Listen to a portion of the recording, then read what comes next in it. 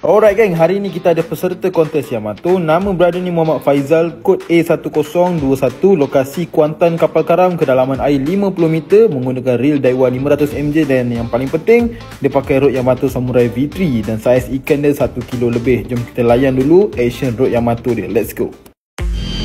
Yamato Samurai V3. Aduh.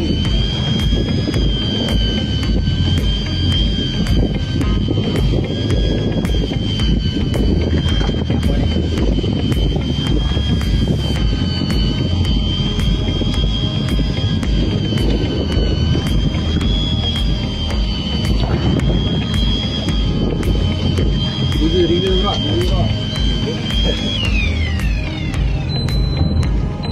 Masuk.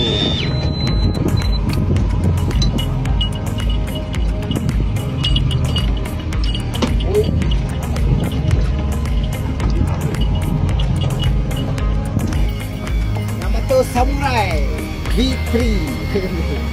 Tengok, tengok. Aduh.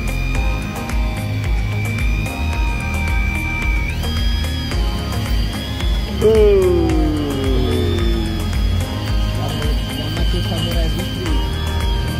Baik.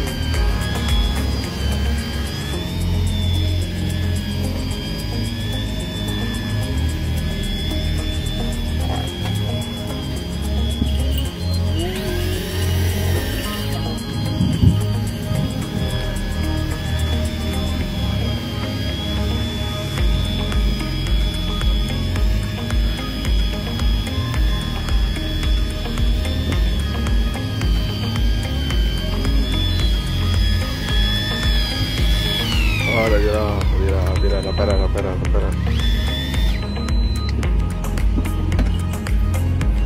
Sekejap. Okay. Alright. Yeah. Okay.